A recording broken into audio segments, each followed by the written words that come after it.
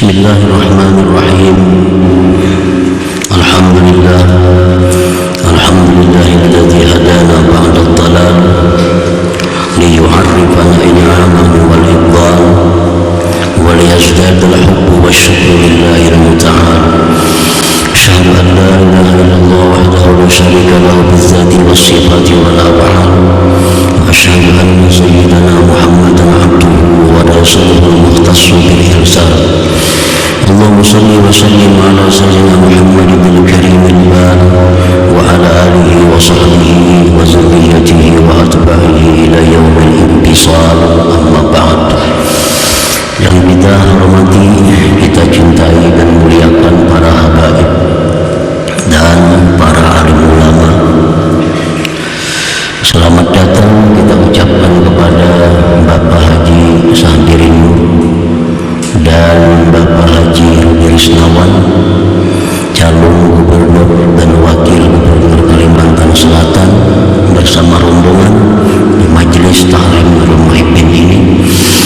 Para muhibbin, hadirin hadirat rahimakumullah, puji syukur senantiasa kita haturkan kehadiran Allah Subhanahu wa ta'ala, yang mana pada malam ini Allah Subhanahu wa ta'ala mengumpulkan kita, mempertemukan kita di majelis yang penuh berkah dan rahmatnya ini.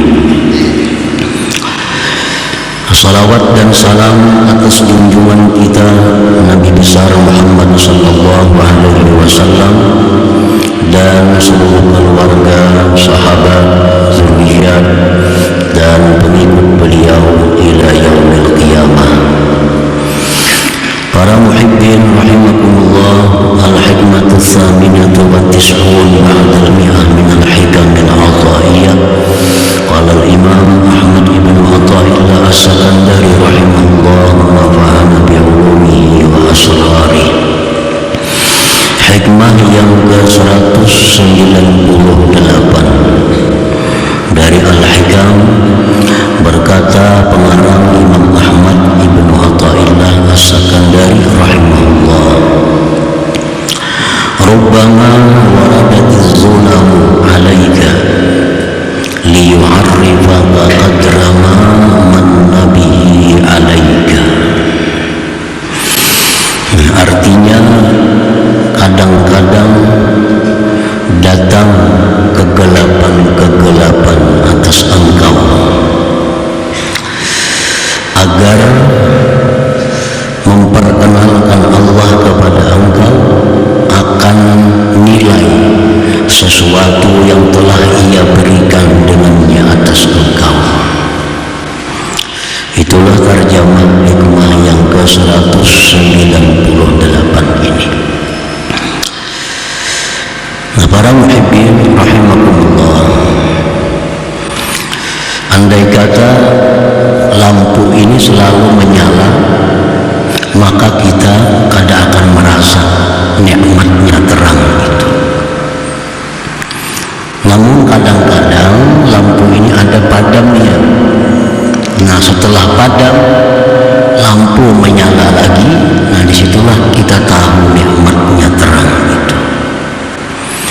Jadi Allah padamkan lampu, kemudian Allah nyalakan lagi lampu agar kita sadar betapa besarnya nikmat yang namanya terang itu. Dan tidak lain tujuannya adalah agar kita bertambah cinta kepada Allah Subhanahu wa ta'ala selaku yang memberi nikmat, dan bertambah syukur kita kepada Allah Subhanahu wa ta'ala. Nah, demikian pula nikmat sihat. Kita tidak akan mengetahui betapa besarnya nikmat sihat kalau kita tidak sakit. Nah, begitu kita sakit, kita berobat dengan biaya yang besar, kemudian kita disihatkan oleh Allah. Nah, di situ kita tahu nikmat sihat. Allah kembali sihatkan kita.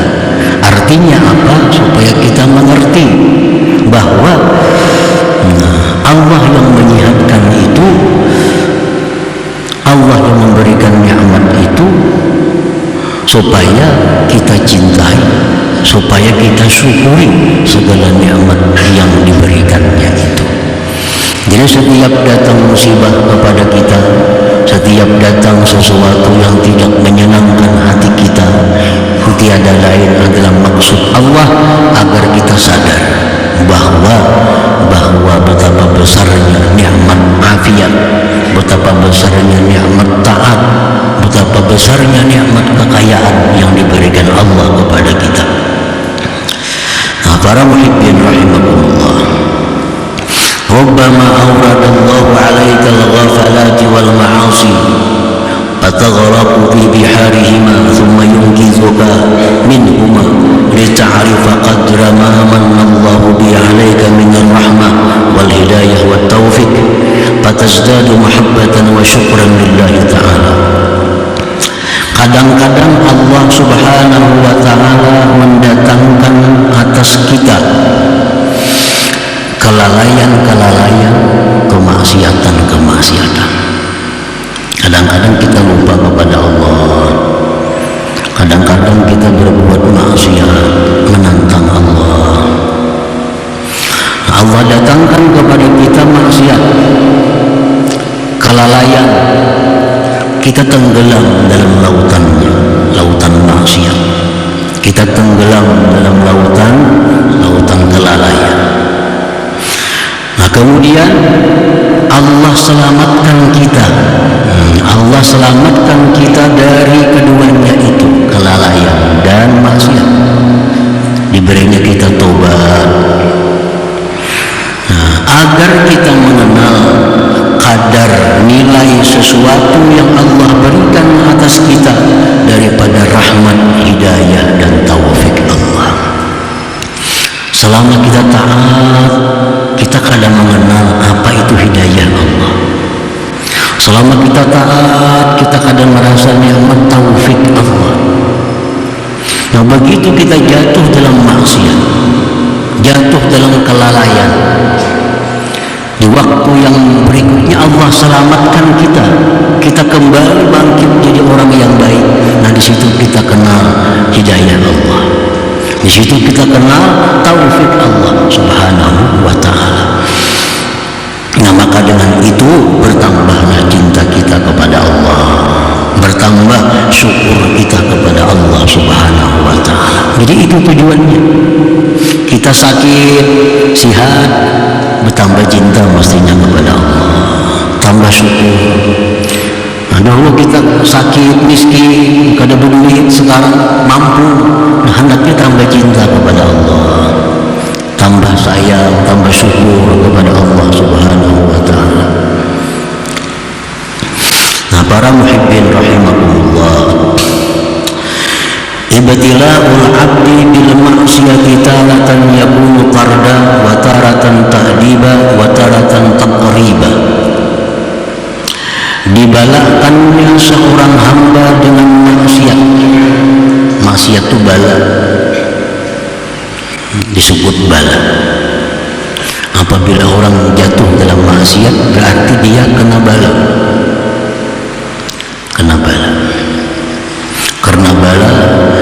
Karena bala bukan arti jasmani, tapi yang kena bala itu rohaninya. Orang yang jatuh dalam maksiat itu rohaninya kena bala.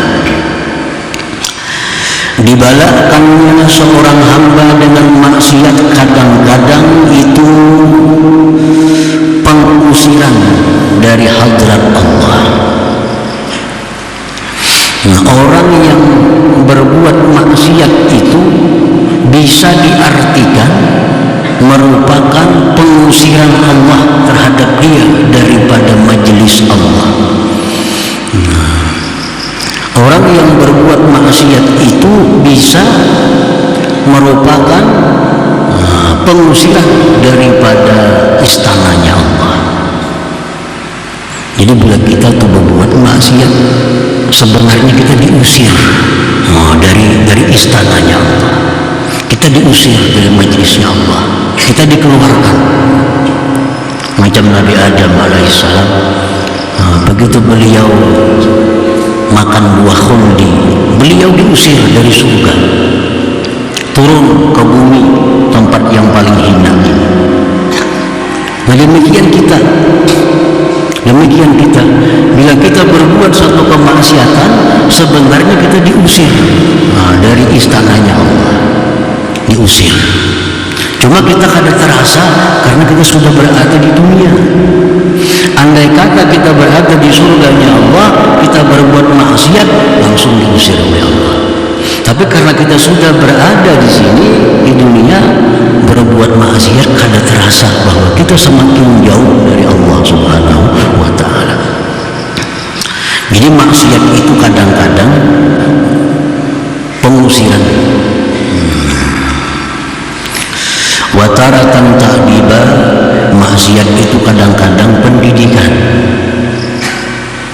Wataratan taqriba, kadang-kadang maksiat itu bisa mendekatkan diri kepada Allah. Jadi maksiat itu membuahkan tiga. Bisa jadi pengusiran, pemutusan hubungan dengan Allah, bisa pendidikan, bisa pendekatan kepada Allah. Fa'idha asmarat ta'alluqan biha kana tarda, apabila maksiat itu membuahkan ketergantungan dengannya, itu namanya pengusiran. Ini mau membedakan mana maksiat yang jadi sebab terusirnya kita. Setiap maksiat yang kita lakukan lalu kita ulang lagi, berarti ini maksiat adalah bentuknya pengusiran kita dari Allah Subhanahu wa Ta'ala. Kita disisihkan dari Allah. Bila itu maksiat membuahkan ketergantungan kepada kita dengannya, itulah namanya pengusiran. Wa idza asmarat inkisara wa zulla kanat ta'diba, bila maksiat itu membuahkan sakit hati, membuahkan kehinaan, maka maksiat itu adalah pendidikan bagi kita. Kita maksiat, sudah maksiat kita sakit hati, sakit hati habis maksiat. Aku ini diusir Allah, hinanya diriku ini berbuat maksiat kepada Allah, hinanya diriku di mata Allah, hinanya diriku di mata para malaikat, hinanya diriku di mata para aulia Allah. Nah, bila maksiat itu membuahkan seperti itu maksiat yang jadi pendidikan kepada kita, bukan pengusiran.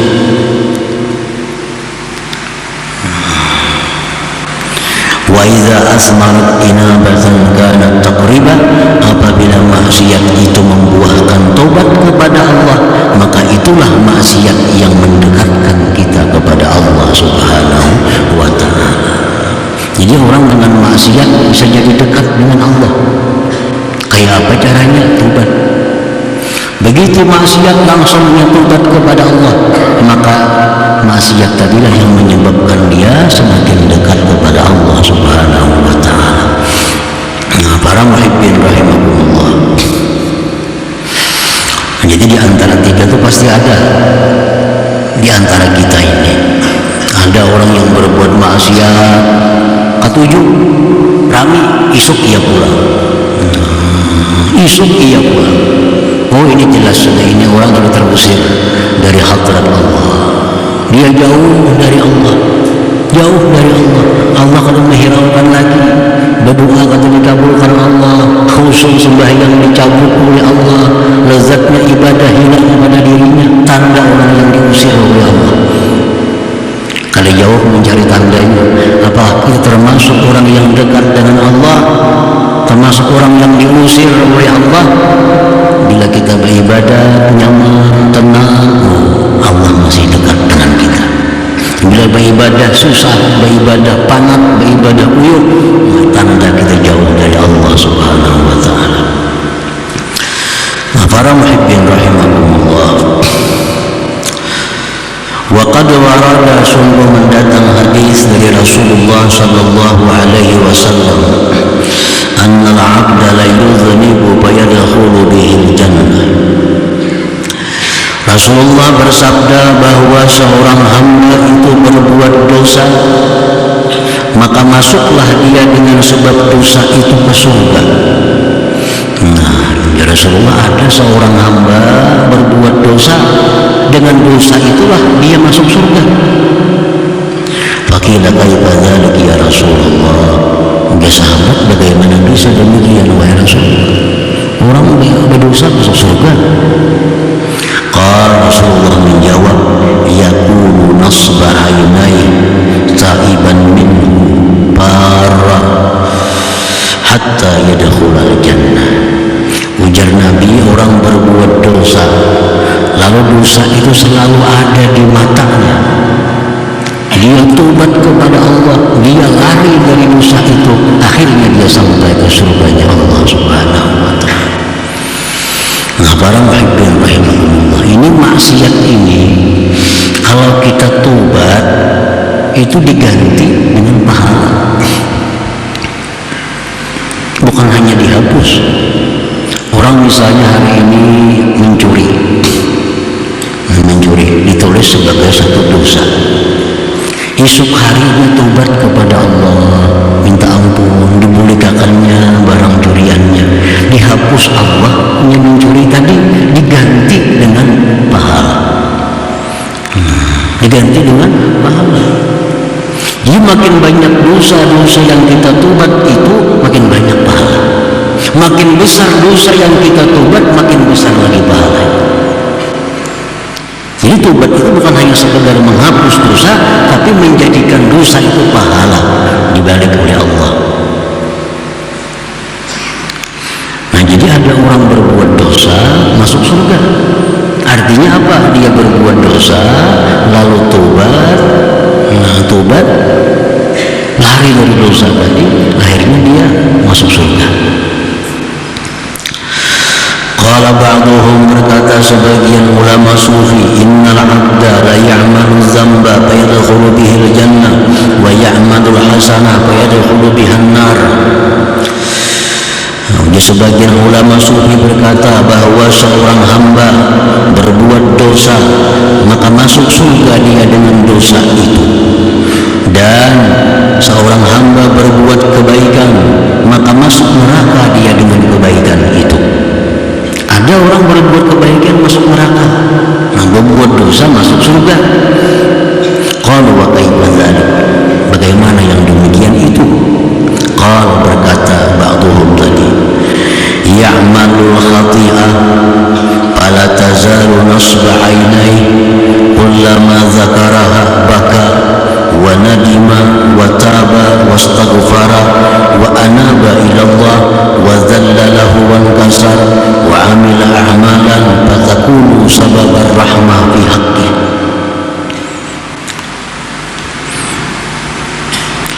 Seorang hamba berbuat dosa, lalu dosa itu selalu ada di matanya.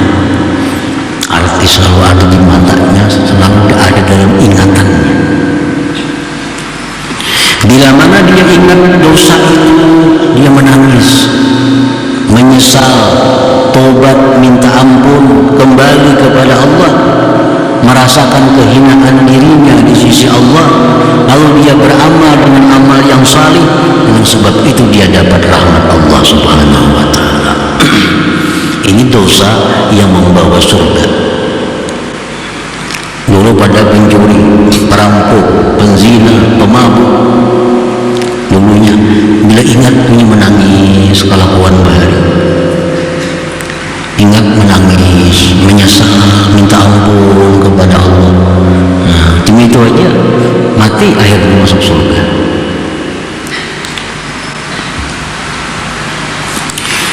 Wa ya'malul hasanah fala tazalu nasba 'ainaihi yamunnu biha wa yura'i biha wa ya'taddu biha 'ala rabbih wa 'ala al-khalq wa yatakabbaru biha wa yata'ajjabu minan nas kayfa la yu'azzimuna wa la yukrimuna fala tazalu hadhihi al-umur bihi hatta tudkhilahu an-nar.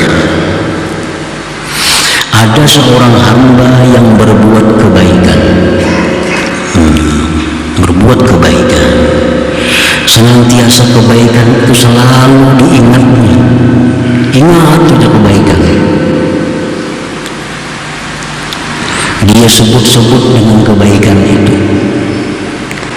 Dia riakkan kebaikannya itu. Dia sombong dengan kebaikan itu. Dia heran kalau manusia tidak memuliakannya. Nah, terus ini perkara jalan dalam dirinya hatta tudakhilahun nar, sehingga masuklah dia ke dalam neraka. Ini orang selalu mengingat-ingat kebaikan. Ingat kebaikan yang diperbuat, ingat kebaikan yang diperbuat. Sombong dengan makhluk Allah yang lain-lainnya, merasa dirinya hebat. Dia merasa heran kalau orang pada memuliakannya. Dia merasa heran kalau Allah pada mengabulkan doanya. Nah, terus berjalan dalam dirinya demikian, akhirnya kebaikan membawa dia ke dalam api neraka. Nah, para muhibbin rahimakumullah. Jadi artinya kebaikan itu macam kita membuang batu di laut. Nah, begitu kita perbuat kebaikan, buang batu ke laut, jadi ingat lagi, jangan diingat lagi. Setiap kebaikan yang kita ingat-ingat, tanda kita diterima oleh Allah. Dan berbuat baik, ingat terus, ingat berbuat, tanda kita diterima Allah.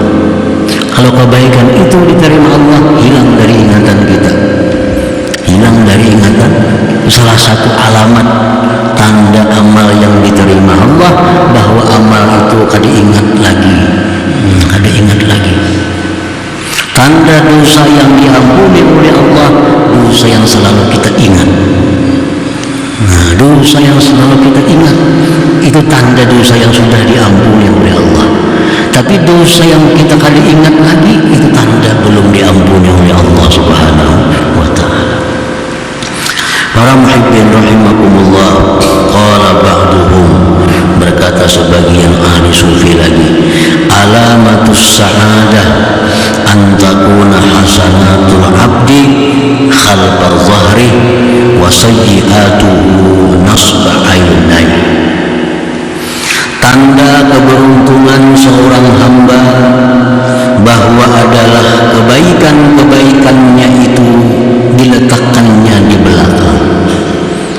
Kada diingat lagi, kada dipandang lagi. Dan dia jadikan kejahatan-kejahatan yang pernah dia lakukan di depan matanya. Bila macam itu, ini orang tanda orang beruntung. Namun kebaikannya kada ingat lagi. Apa yang telah diberikannya, apa yang telah disumbangkannya, apa yang telah diamalkannya, kada ingat. Kalau soal dosa, ingat benar kan? Ingat benar lawan dosa. Nah, ini orang tanda beruntung. Arti beruntung tanda ahlul jannah, tanda orang ahli surga. Wa alamatus syaqawah, dan tanda celakanya seseorang. Tanda celakanya seseorang, ayyaj'ala hasanatih nasba ainai wa sayyi'atih khalfa zahri. Dia jadikan kebaikan itu di depan matanya, dia jadikan dosa di belakangnya.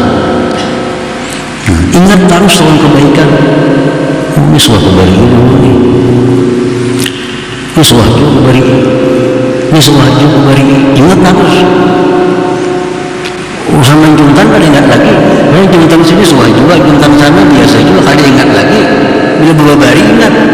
Ini sudah alamat syakawah. Nah, urusan maksiat kada ingat, urusan baik selalu ingat. Nah, itu min alamat syakawah, tanda orang ini syakawah, bakal penghuni neraka artinya. Nah, para muhibbin rahimahumullah, mudah-mudahan Allah Subhanahu wa ta'ala memberikan taufik hidayah, petunjuk ke jalan yang lurus kepada kita semua, amin ya rabbal alamin. Kemudian hikmah yang ke-199 insyaallah, la hadratin Nabi sallallahu alaihi wasallam, al-Fatihah. Ya na'budu wa nasta'in ya Allah wa biha ya Allah wa biha Allah bi husnil khatimah